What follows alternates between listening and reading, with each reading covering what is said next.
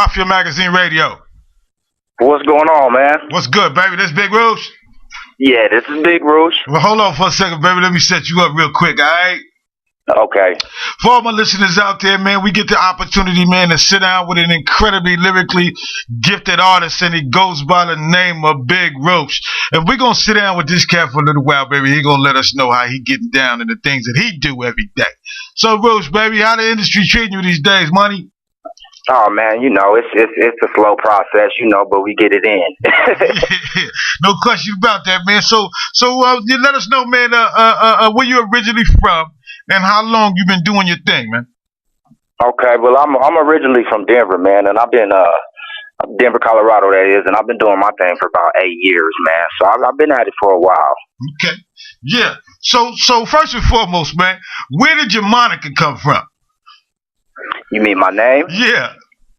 It's actually it's kind of funny, man. It's actually short of my real name. My real name is Roosha, man, and all my homies, they just cut it down to Roosh, and then I just got the name Big Roosh. So, you know, it's just kind of one of them things that stuck. Right. So I just, you know, I took it and ran with it. No doubt. You know what I'm saying? So give us insight, man, like, okay, when you started doing your thing, man, and you decided, you know what I'm saying, you was going to start doing music, who inspired you? You know what I'm saying? Where might you got your inspiration from, whether it be a person or somebody or something? You know what I'm saying? Give us a little insight on, you know, what inspired you to be able to do the things that you do today. You know what? Even though I rap, man, James Brown has always been one of my favorite entertainers to listen to and to just watch him entertain. Right. So James Brown, I mean Michael Jackson. The list is long, you know. I love Tupac, you know. Right. Those are some of my biggest influences that made me do what I want to do. Right. Right. And you actually got, you know, and that's why we here right now. We talking about it, man, so a lot of people can know a little bit about you. You know what I'm saying? A little quick tidbit about you, man. You actually write poetry. You know what I'm saying? Yeah. And I actually started writing poetry. I started writing poetry when I was really young. Right. And I wrote poetry all the way up through high school, man. And I let one of my homeboys read my poetry book, and he was like, man, these are songs if you turn them into songs. And I thought about that. And it's like, from that day forward, man, it's like music. That's all I've done, you know. Yeah, a lot of people don't realize, man, the power with a pen, you know what I'm saying? When you can put it in words, you know, a lot of people can't just do that. You know what I'm saying? Right. Yeah, so you know, we're going to get into your project and all that, you know what I'm saying? But let's talk a little bit about some things that you've done before this project, you know what I'm saying? And, you know, give us a little insight, man, on what got you to where, you know, today, the way you was able to get your project done, you know, the way you got it done. I had an album. The album I had before this is I had an album called Take Notes, right. And that was like it was pretty much like a mixtape project that I did, and it was my first mixtape that I had done. Okay. You know, and through the process of doing that album, I used to get told that I was kind of too serious of an artist. You know what I'm saying? And when I did my first mixtape project, man, I honestly learned how to open up and just have more fun with what I'm doing, you know? Right. It's important to, you know, do what you love to do, but you got to have fun doing it, you know? Yeah, no question. So it sounds like when they was talking about, you know what I'm saying, you was too serious of an artist, it sounds like, man, you might have been putting in some real substance in your music, you know what I'm saying? And I had that poetry side, man, and you know, usually I used to write poetry, man, when I was really frustrated. So I think I had a lot of darkness to my music, you know. Right, right. But like I said, when I did that first mixtape, man, it's like I just learned how to, you know, let so much of the personal side of it go, man, and just have fun with it. Right. You know what I'm saying? So let me. Do you feel like you a rapper or you feel like you a lyricist? Man, I was kind of say I aim towards the lyricist side. Okay. I'm pretty big on lyrics myself. Right, right. So I think, you know, I don't really like to classify myself, but if I have to, I say that I was more so towards the lyricist side. Mm-hmm. Yeah, and because, you know, usually when you're a lyricist, you're usually speaking with some substance. You know what I'm saying? Usually speaking, you know what I'm saying, after you finish spitting or whatever, you leaving somebody with something to think about, you know? And right, and then that's my goal with my music, man. I like to, you know, I like to put a picture, paint a picture for people, you know what I'm saying? Something that they can visualize while they're hearing it, and that's real important to me. Right. Right. So here's a question. As a poet, as a poetry writer, did you ever consider, I mean, along with doing the things that you do every day as far as your music is concerned, but, you know, because you're so powerful with your pen, do you ever give thought to being a ghostwriter for other artists? Man, I would love to be a ghostwriter. I don't think I could personally let anybody ghostwrite for me, but I wouldn't mind doing it. Right, right. So when you say that, you say, like, you know what I'm saying, can't nobody put no words in your head, you know what I'm saying? You got to put it down the way you hear it in your mind. Right. When I sit down and do my thing, man, it comes out whatever I'm feeling. You know, that's just personally whatever I'm feeling. Whatever you hear is what I'm feeling. Yeah. And that's the only way I do it. Yeah, no question about that. So, man, let's get to the project, baby. You know what I'm saying? You know what I'm saying? What brought it all about? You know what I'm saying? Like, you know, what inspired you to want to put this new CD out? You know what I'm saying? And give us a little insight, a long insight, on where you derive your material from. I titled the album King of the City, and it's like, being from Denver, it's not, the music market isn't as open out here. Right.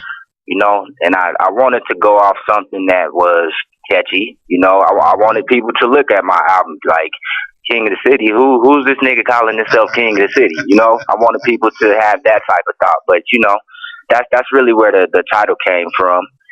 And it just, you know, I was going through a lot of personal things at the time also, you know, and it all came together. You know, right. Had a lot of good experiences on that album, and I had a lot of personal experiences, you know, that motivated me for the King of the City album, you know? No question. So which track, man, that you looked to push the most, or which track you felt the most for when you was actually putting it in and putting it down? It's a track on there, it's a track on the King of the City album called Pressure. Okay. And it was kind of weird, like it was really, my producer had did that song, and it just happened for me at the time. He asked me to get on the track with him. Like, I went and laid some stuff down in the studio. He asked me to get on the track with him, and sat down, wrote the verse, and like I was on probation. You know, I was going through issues with the law, and it was just like things are happening. Yeah, you know, it was real things going on. You know what I'm saying? Right. So it's like that was probably like one of my most, you know, the song on that album. Now I was really just going through something, you know. That song, it means a lot, and it hits home when I hear it. Yeah, that's a good thought, man. Because you know we got some tracks, but you know we're gonna let people hear what you're doing. You know what I'm saying in a minute though. So when you go into the studio, do you go into the studio and you do your thing, you know, in a solo type way, or do you bring in other artists and collab on different tracks, man? They're actually put your music down and your meaning to what you're trying to bring forth to the world. Most of the time I'm by myself, man. I do collabs, you know, but most of the time I'm just by myself, man. I don't like to wait around for people, you know. That's just one thing that a lot of people know about me, man. It's like, if I'm willing to do a collab with you, I feel like, man, let's go ahead and get it done. That's just my mentality, you know, like we can just go ahead and knock it out. So, but most of my songs are on a solo tip, you know. Okay.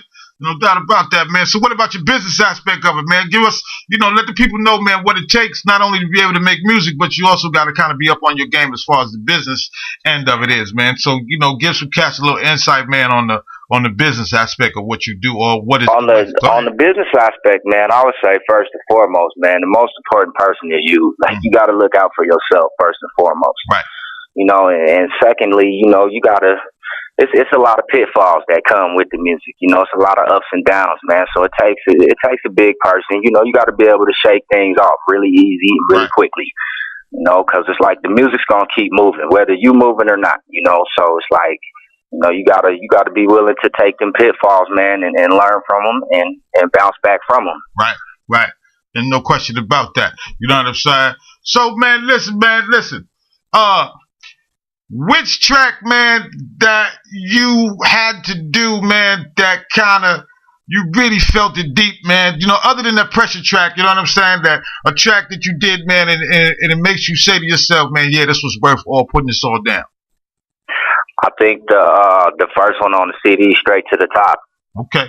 That was, I think I was out to prove a point, on that one, man. I was really feeling, I guess I was kind of feeling personal about my city, because like I said, the music market out here is really small, man, and you know, it's like over that time, man, I talked to so many people, man, and it's like being from Denver, man. Like, to be real with you, like, people take Denver as a joke. You know, when you say I'm from Denver, you know what I'm saying? Like, you get to see how people think your city is a joke. You know what I'm saying? Right. But it's like my city's like no other city, man. Like, it may not be Cali, but you know, we got G's out here. We got killers out here. You know what I'm saying? And we might not do it like Cali do. So, but still, I felt like I had a point to make. You know? No question, yo. So you got some videos coming out, man, with some of the tracks coming off your CD? I do. I'm working on 2 videos currently right now, so hopefully those will be ready really soon. That's it. Like, you know, I am working on 2 videos, so you know, I'm trying to get that done and get that right out for the people to hear, so they can hear more from Big Roosh. No doubt.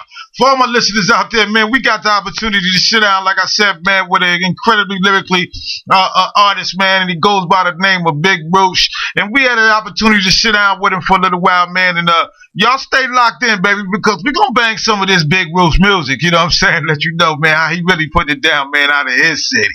So, Roosh, man, listen, man, before we go, you know what I'm saying, I want to give you the opportunity, man, to shout out everything and plug everybody that's helped you get to the point to where you are today.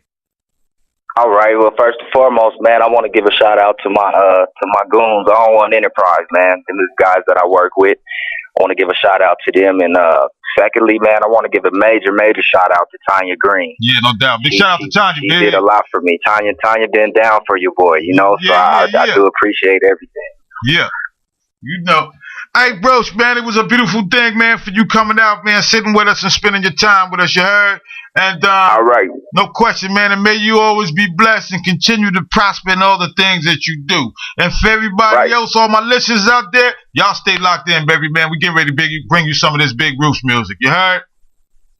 Right on. I appreciate you for having me, man. No doubt, baby. Peace. Right on.